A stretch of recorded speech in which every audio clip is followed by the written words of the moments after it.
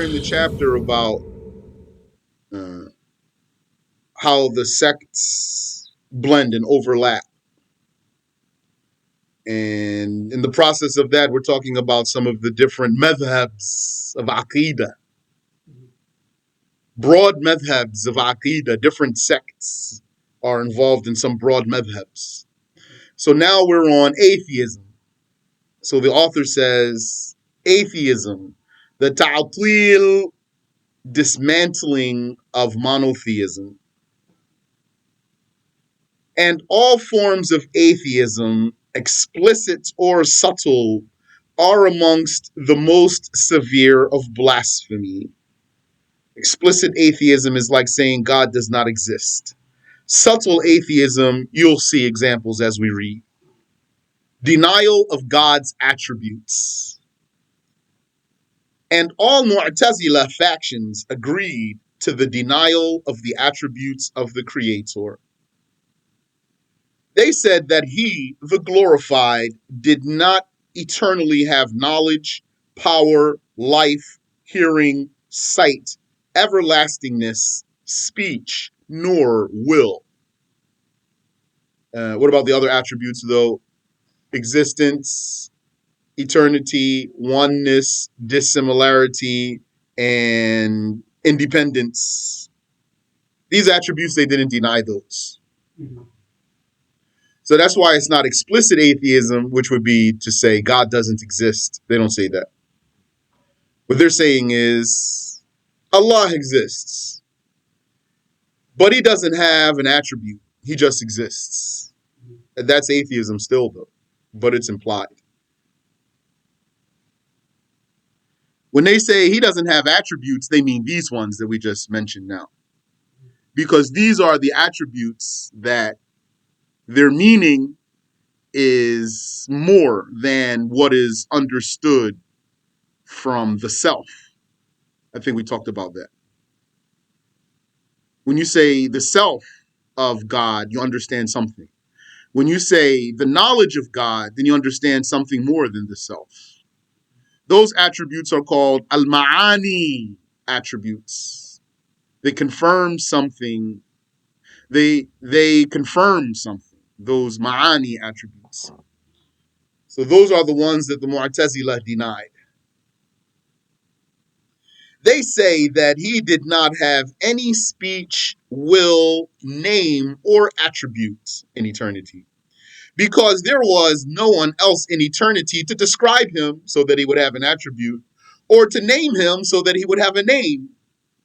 And he was not speaking himself so that he could name himself, according to them. Atheism. Therefore, what they worship has no name or description. So that's atheism. So you might have two types of people here. One who's confused and one who's very devious. He knows really his atheism and he's playing. This is what they say about the maker of the world. Though intellect judges this as wrong, because anyone lacking knowledge, power, hearing, sight, or life would not be able to make the world and control everything. They say, indeed, he does not see himself.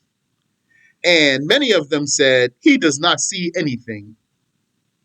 Thus, what they worship is as Prophet Ibrahim, alayhi salatu wassalam, forbade his father from worshiping.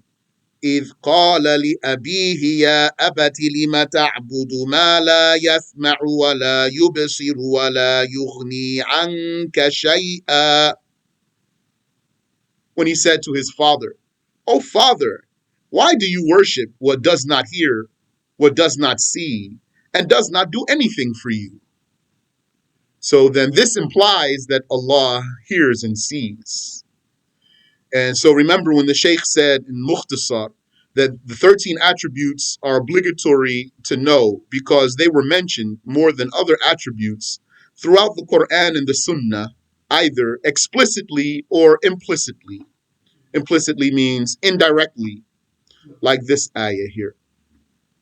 I don't know if I've asked you this before, but are there other books that have the 13 attributes collected under the Mukhtasar Mm. by previous scholars as some of Yes. the Yes, many. Yani, 13 attributes.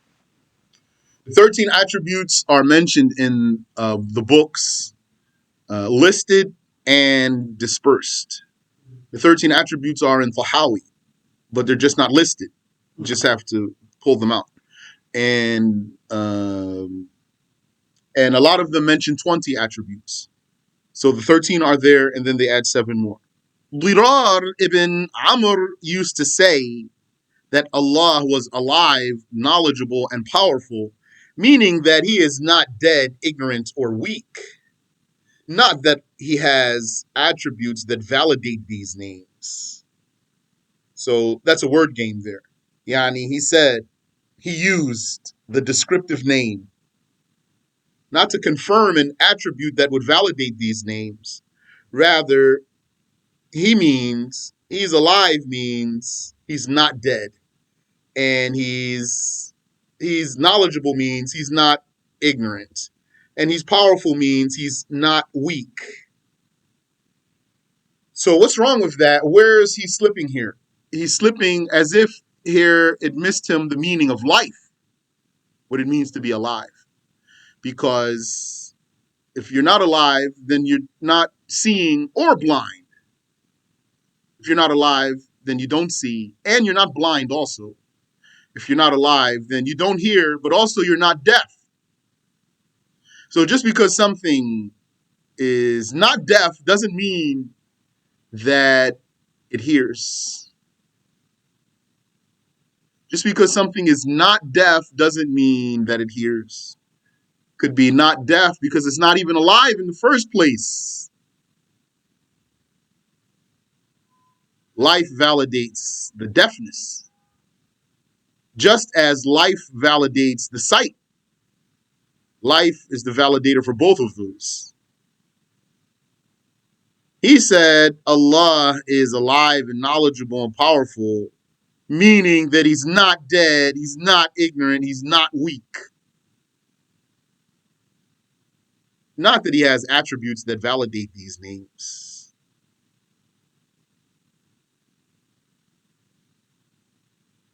This talk necessitates that qualities are alive, knowing, and powerful, since they are not dead, ignorant, or weak.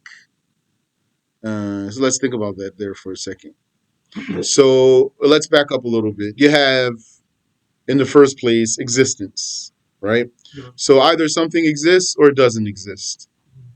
If it exists, then either it has a beginning or it doesn't have a beginning. Okay, if it has a beginning, then either it's alive or it's not alive. If it has a beginning, it's a creation, then either it's alive or it's not alive. So if it's not alive, then either it was alive or it was never alive. If it was alive and now it's not alive, then it's dead. And if it was never alive, then it's simply inanimate. Life is the validator of some other attributes, contrary attributes, that is the validator of some contrary attributes, meaning like knowledge and ignorance, and sight and blindness, and power and weakness, and like that. So life is the validator of those, but the opposite of life itself is death. So where's the difference between death and being inanimate? The difference is that if you were dead, you were previously alive. If you don't have life, then you don't have sight or blindness. Both of those are missing. If you don't have life, then you don't have knowledge or ignorance. Both of those are missing. Life. Yes. And Mhm. call that object. It certainly was inanimate. That tree was certainly inanimate before Allah made it come to life. Likewise, the tree stump, likewise, the mountain that saw Allah in the story of Musa, they were inanimate things. No, they were given life without a soul. Life without a soul. Yes. That's a supernatural life they had. And then Allah restored them to their natural state. You can call something dead in a figurative sense. Yes, like the earth. The death of the earth is the withering of its plants. And the life of the earth is the sprouting of its plants. The earth is inanimate, though. When we describe the earth with life, that's figurative. Do you understand the issue? It's clear. Yani, until now, is there any question about anything? Yes. Before you go into what you're about to say, explain what he's trying to say. Yeah, what he's saying is what the Mu'tazila say. He's saying Allah Ta'ala has these names, but he doesn't have the attributes. That's what he's saying. And now he's trying to explain himself. How would he have these names and not have these attributes? He's saying because it means his being alim means he's not ignorant. Doesn't mean he has knowledge, means he's not ignorant. You're not ignorant, that means you have knowledge. No. If you're not ignorant, it could be that you're not even alive so that you could have knowledge. So you could be alive and not have knowledge. And you could be not alive and therefore you wouldn't have knowledge. But when you're alive and you don't have knowledge, then you're ignorant. When you're alive and you don't have knowledge, you're ignorant. When you're not alive fundamentally, like an inanimate thing, it's not ignorant also because it's not alive. So it doesn't have knowledge and it's not ignorant. It's neither of those. Life is the validator of some other attributes. But life has an opposite, which is death.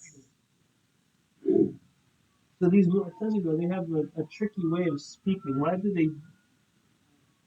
I don't understand their logic and why they would say these things so that Allah does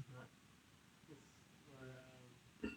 You don't want to say that Allah has these attributes. They don't want to say Allah has attributes because in their claim, confirming attributes for Allah is shirk.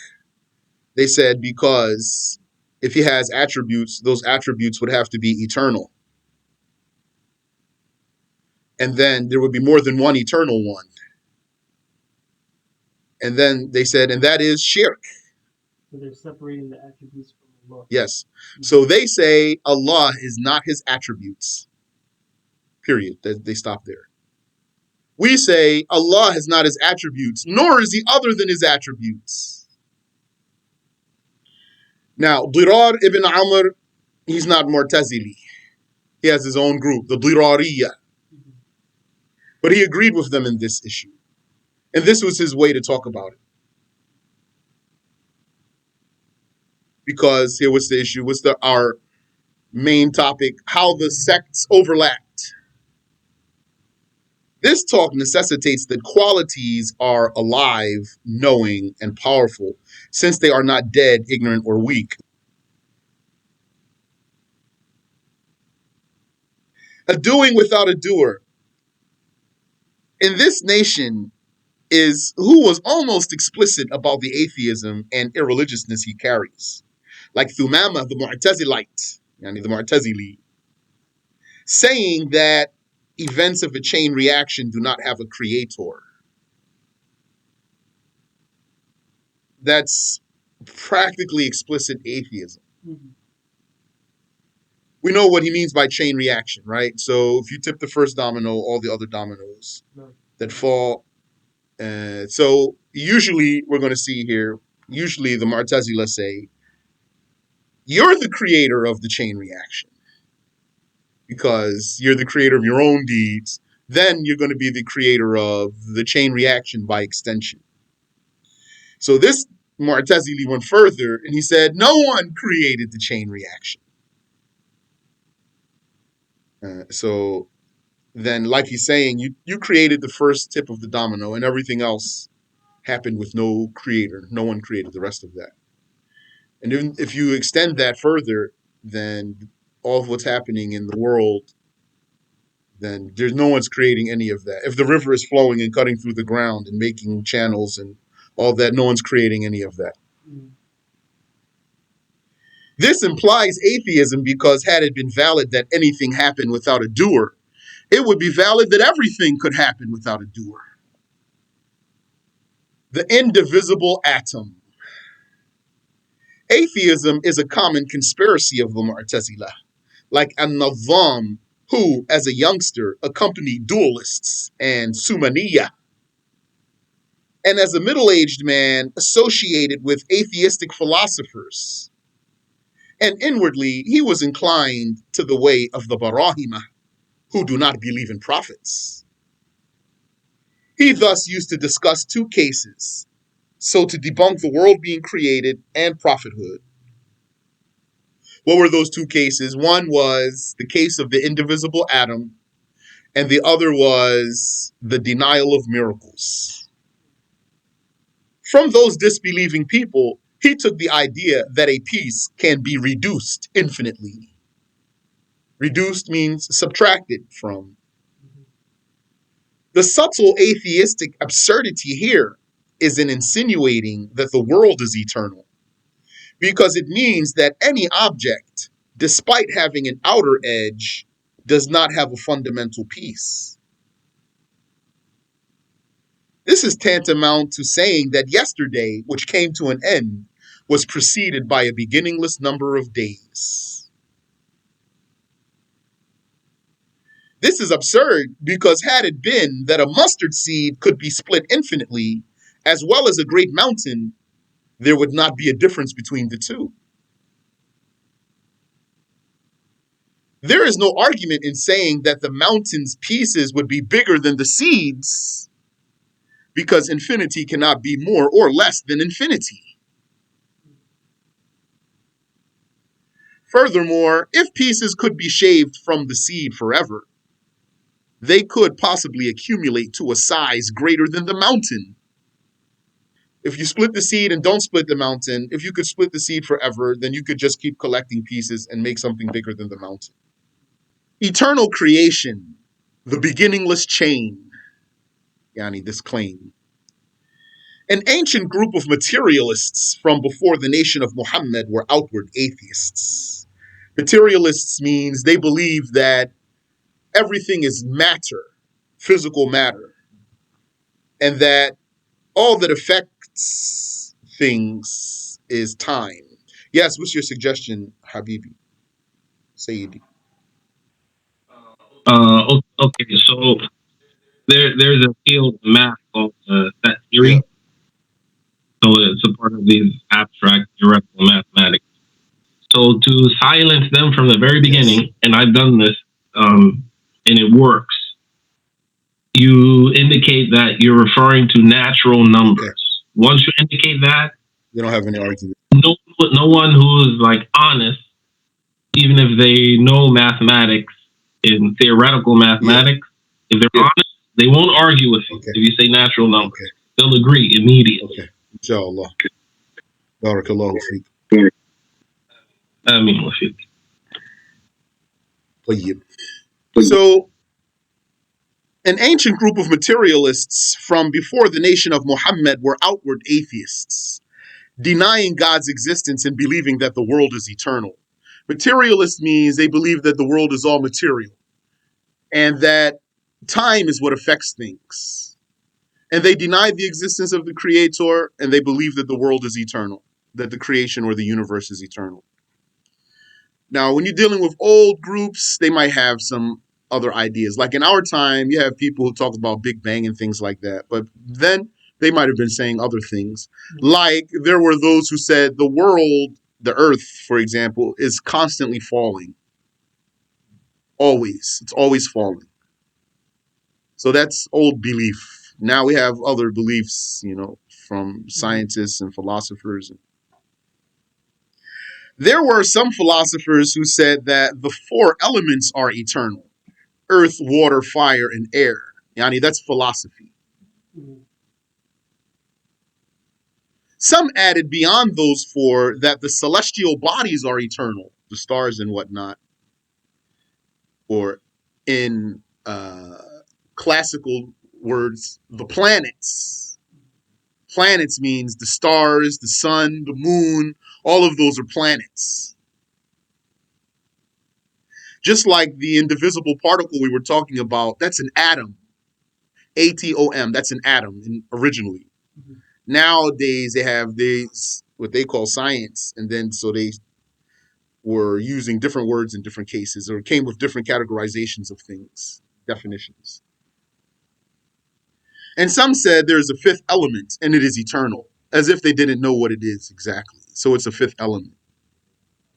Yet they didn't say what is that fifth element. I don't know if they said or if they have difference or what.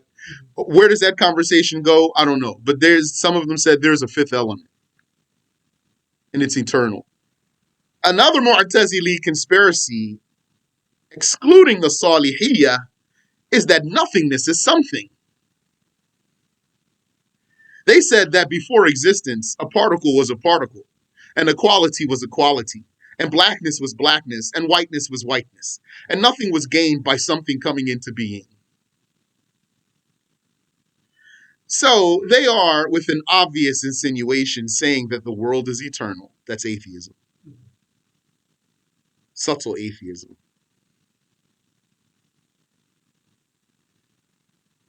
Denial of destiny. Most nations had Qadariyah, destiny deniers. The Qadariyah who appeared in the Islamic empire took their way from Jewish Qadariyah. The Mu'tazila are the Qadariyah of this nation, but denying destiny exists in other groups, like some Rawafid, Khawarij, and Murji'ah.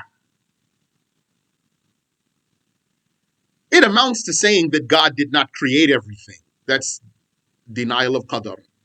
It means God did not create everything, only some things, or that there's no God. Like Ma'mar, the Mu'tazili, who used to say that Allah did not create any of the attributes of the bodies, whether color, flavor, smell, life, death, hearing, sight, or anything else.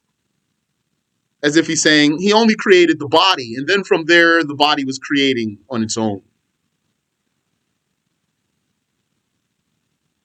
This is against the saying of Allah Ta'ala, قُلِ اللَّهُ خَالِقُ كُلِّ شَيْءٍ وَهُوَ الْوَاحِدُ الْقَهَّارُ. Say, Muhammad, Allah is the creator of everything.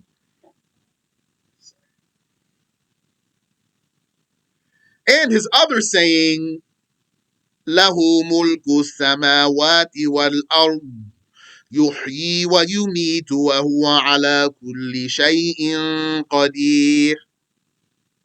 The dominion of heavens and earth is his. He creates life and he creates death, and he is over everything powerful. Several deviant confusions stem from denying destiny, such as denying that God created evil and confusing God's command for his will, and denying that what is forbidden is still provision from God, and confirming 2 death appointments for the murdered person, and that chain reaction is not a creation of Allah. So let's pull that apart. Several deviant confusions stem from denying destiny, such as denying that Allah created evil. That's clear. And confusing God's command for his will. So that means when someone is denying destiny, he's going to believe that if Allah commanded something, that he willed for it. The right belief is that he may command what he did not will. Or in other words, his will does not follow his command. His will does not follow his command. But it is good to know that when we say the command of Allah, there's 2 meanings. Amrullah. There's amru taklifi and al-amru takwini. Al-amru taklifi and al-amru takwini. The command we're talking about here is al-amru taklifi. the command of accountability, which is the demand for you to act, to do something or not to do something. That's not related to creating. That's related to making you responsible. It's not related to creating. And then there's the al-amru takwini. That's the command of creating. That's the command when Allah says, أَن يَقُولَ لَهُ كُن فَيَكُونَ. He says to something, kun, be, fayakun, and then it shall be, and then it is. That's al-amru takwini, the command of creating. This one, whatever he commanded to be shall be, and whatever he did not command to be shall not be. The other one, he commands you to do or not to do, and then you will act by your own volition, in accordance with his will. Then if you obey, you obeyed by your choice, and if you disobey, you disobeyed by your choice. This is the one that they confuse. So they say whatever he commanded to make you responsible, that's what they're saying. Whatever responsibility he put on you, then that's what he created. That's basically what they're saying. So that if he commanded you to be a believer, that's all that he created. If he commanded you to refrain from blasphemy, according to them, then he never created any blasphemy. This confusion stems from denying destiny. And denying that what is forbidden is still provision from God. So they say the haram is not rizq. We Ahlul Sunnah say the haram is rizq. What is forbidden is still provision from God. We say Allah merely forbade you from seeking provision from him in some ways. Yani, we know that if we stole, that provision reached us by the will of Allah.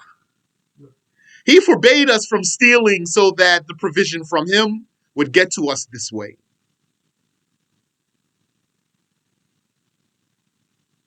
According to them, that provision didn't get to you from Allah or by Allah. He didn't create that or something like this is what they mean.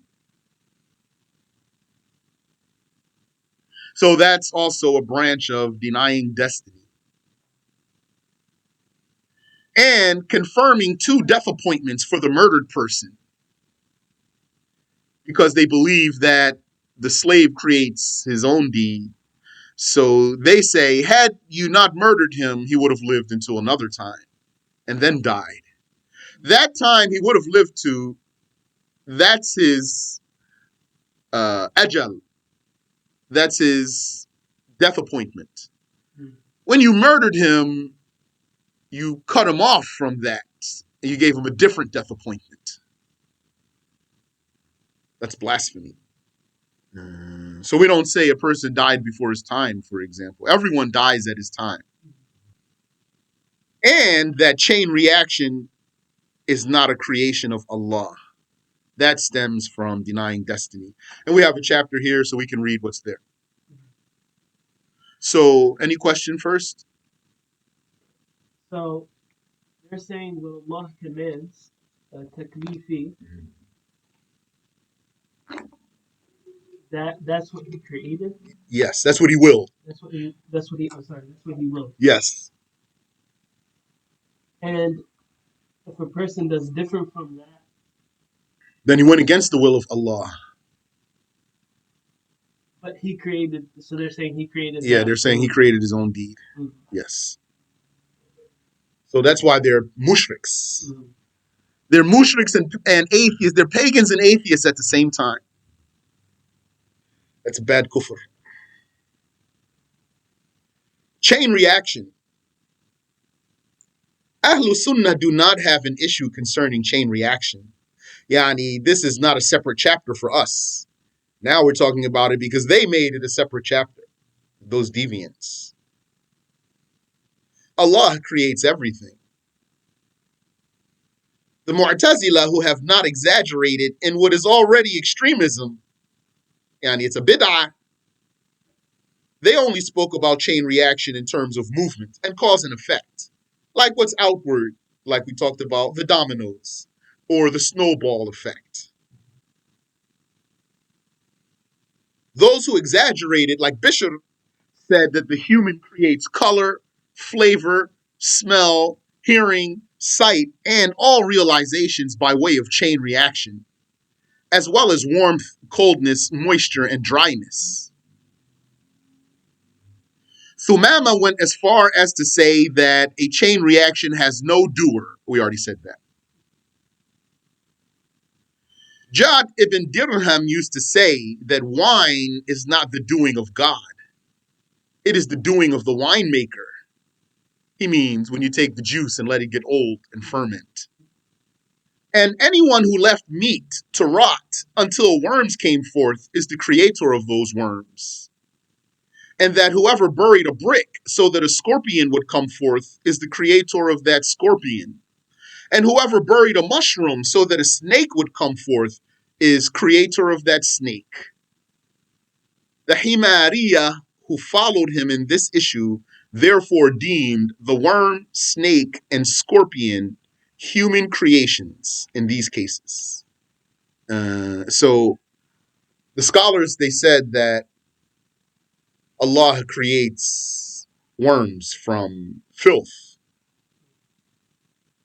and like the feces and the meat, the putrid meat. As for these other cases, I never heard about them except through this book. So I don't know if that's real. The author didn't refute that, and I don't have any refutation or anything that I saw. Nobody refuted this. Allahu A'lam. Allah knows. But what's interesting, though, so I asked Sheikh Muhammad Sulaiman about this because he was talking about the worms that are born from the Jassa. So I said to him, well, aren't those worms, didn't they come from their mother and father? Meaning they laid eggs there? He said, no. He said, they didn't. So I said, well, those kuffar, they said there's like parasites and stuff. So like the egg was there already. He said, no. He said, if you take the meat, even if you cover it so that nothing will get to it, and then you open it after that, you'll find worms there. And another thing, subhanAllah, so when it was warm, I have this kitty litter there in the bathroom. So there's always flies there. Well, where are these flies coming from? I thought to myself, they must be coming from the cat poop. Maybe I'm wrong. Maybe they came from the window, but I couldn't track how these flies keep coming like this. And I get rid of them and they come back. And the windows aren't open anyway. There's screens there. Subhanallah, Allah knows best. And I saw also a video of this guy who had snails. And then he got parasites. His snails got parasites. So as if, very, very small things, as if they came out of the dirt. Because he didn't have them before. He didn't, where'd they come from? He got himself a terrarium or something. He had the snails in there. And then now they have parasites. So as if this is a thing. Yeah, like the flies who come from the drain. I was thinking it's the same issue. Maybe they come out of the scum. Qadar versus Jabr. Comprehend the contrast between denying destiny and denying agency. So what's the difference here? Denying destiny is to say that the human creates his own deeds. Denying agency means to say the human has no choice whatsoever. So those are two polar opposites. And Ahlul Sunnah is in the middle. So we say, we do have a choice without being the creators of that. This is why the destiny deniers deem the Jahmiyyah as blasphemers. Yani the Qadariyah make takfir on the Jahmiyyah over the issue of the slaves' actions being created by Allah. Ahlus Sunnah deemed both groups blasphemers for denying destiny and denying agency, irreligiousness that goes along with the atheism. An example of that, of the irreligiousness, is what Abul-Hudayl and some Ibadi Khawarij said about good deeds that do not have to be done for the sake of God. He said that any disbeliever, impious one, or atheist can be of the highest rank to Allah without an intention, because Allah will not punish him. Kafir. That is against what God says. وَمَا مَنَعَهُمْ أَن تُقْبَلَ مِنْهُمْ نَفَقَاتُهُمْ إِلَّا أَنَّهُمْ كَفَرُوا بِاللَّهِ وَبِرَسُولِهِ. And nothing prevented them from their spendings being accepted from them, but that they disbelieved in Allah and His Messenger. And إِنَّ اللَّهَ لَعَنَ الْكَافِرِينَ وَأَعَدَّ لَهُمْ سَعِيرًا. Indeed, Allah curses the unbelievers, and He has prepared for them an inferno. And إِنَّ شَرَّ الدَّوَابِّ عِندَ اللَّهِ الَّذِينَ كَفَرُوا. Indeed, the most despicable of creatures to traverse the face of the earth are those who disbelieve. These are the type of people who say that everything the slave gets from his Lord, he only got it because he was entitled to it. Theirs is the attitude of the disbeliever. As God said, وَلَئِنْ أَذَقْنَاهُ رَحْمَةً مِنَّا مِنْ بَعْدِ ضَرَّاءَ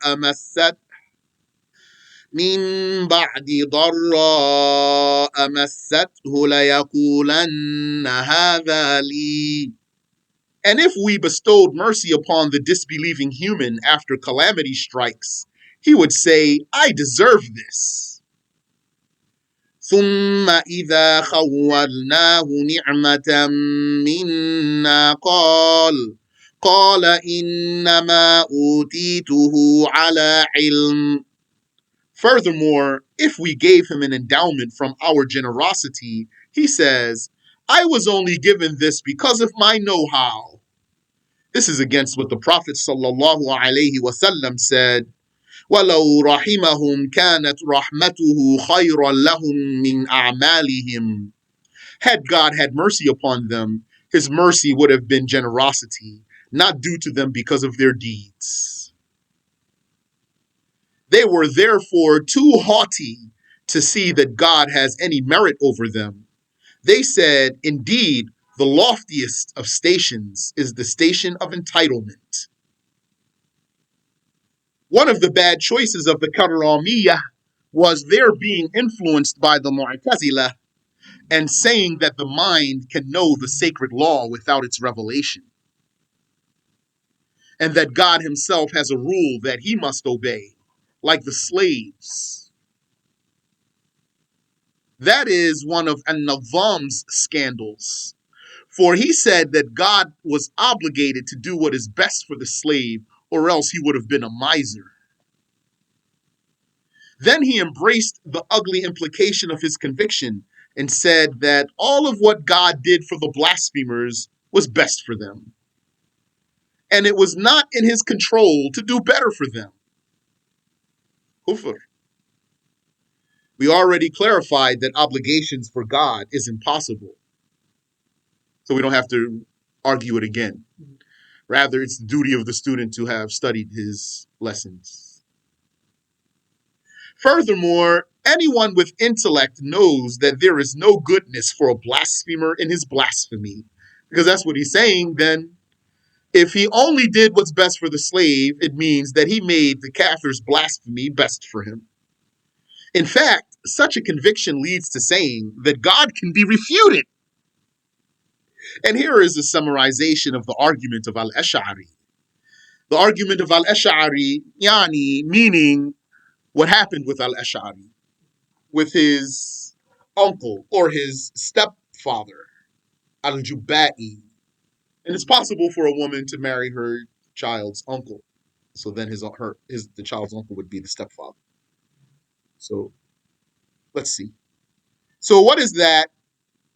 Suppose 3 people whom Allah made die, a child and 2 adults, one a believer and the other a blasphemer.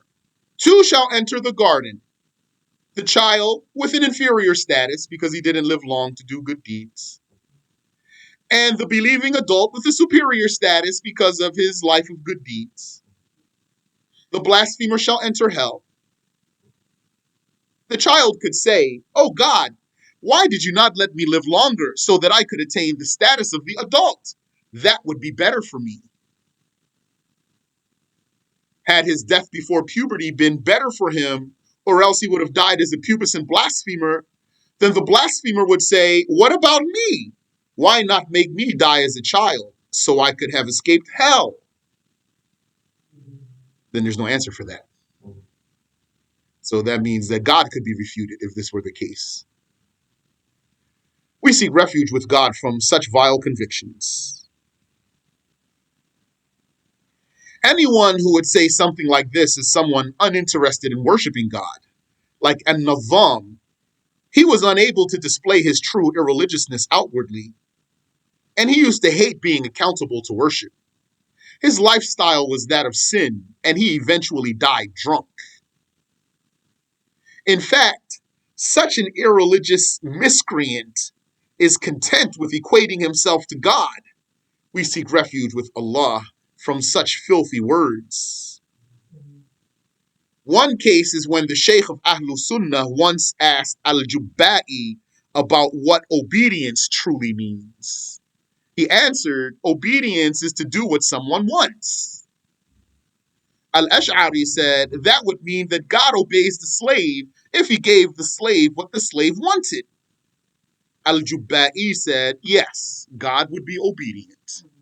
He defied the consensus by allowing this expression, because the Muslims before him agreed that anyone who says that the Creator obeys his slave is described as having blasphemy in his conviction. Had it been valid to say that he obeys his slave, it would be valid to say that to his slave he is humble and servile. Thumama was one such miscreant. He was a closet atheist who used to affiliate himself with Islam by his display of heresies and innovation. However, his atheism and irreligiousness would overwhelm him from time to time and appear little by little. It was narrated about him that once he saw some people rushing to Jumu'ah for fear of missing it. He approached a slave that was with him and said, "Look at those donkeys. What did that Arab do to them?" Al-Jahiz, the Mu'tazili, documented that Al-Ma'mun, the caliph, was riding one day when he saw Thumama drunk, fallen in the mud. So he said to him, "You are Thumama?" He said, "I, by God." Then he said to him, "Are you not ashamed of yourself?" He said, "Nay, by God." So the caliph said, "God damn you." So Thumama said, over and over, again and again. And he's drunk. Maybe he's saying, "Yeah, yeah." Or maybe he's saying, "Damn me again, do it again." Also, Al-Jahiz has produced in one of his books an instance of Thumama's irreligiousness. That Thumama's servant boy once said to him, "It is time to pray." Thumama did not react, as if he did not hear him. So he said to him a second time, "Just get up, pray, and get it over with." He said, "I will get it over with when you leave me alone." And anyone acquainted with Al-Jahil's authorings and recognizes their insinuations knows that none would busy himself with authoring such things, but someone without dignity or virtue. The pinnacle of his works is The Natures of the Living Things, which he used as an avenue to elaborate on his creed about all known things being instinct, and not acquisition, which is a way to get to atheism. Regardless, all he did was plagiarize Aristotle's book, as well as Al-Madaini's book about the benefits of different animals. Truly, Jahil did not produce anything original from his own intelligence, but some lines of poetry. But even those in concept had already been said by the Arabs. He merely reworded them and used them as filler to make his book interesting. And he put therein such fables as the debate between the dog and the rooster, and the debate between the dog and the cat, and between the dog and the wolf, etc. No intelligent one wastes his time with anything like that. Indeed, being distracted by those types of books demonstrates a sort of despicability. The author benefited me with this talk of his here about, where are you focusing your attention and what types of things do you produce? What does that say about yourself? Amongst his books is The Tricks of the Thieves, in which he discussed hustles and schemes by which people could commit crimes. Therein, he praised the hoodlums for their conniving and savviness. He also praises them for preferring boys over women, for playing dice and chess, and he encouraged gambling, claiming that such behavior is the thug life and the honor amongst thieves. Anyone who counts prostitution and thug life as virtuous has gone against the sacred law and has gone against virtue. For the Muslims altogether agree that anyone who has such a lifestyle is dispraised by the sacred law and lacks dignity. And amongst his books is what he authored about defrauding businesses, by which he ruined some Muslims' money, and he used to encourage people to scheme and to betray. Some of his books are about dogs, and some are about loose women, and some are about singers, and some are about the schemes of conspirators. No one brags about such books, but someone like its author, lacking etiquette, religiosity, and virtue. Judge Abu Yusuf said about the Qadariyah, indeed, they are irreligious disbelievers. Innahum zanadiqah. Wallahu ta'ala a'lam.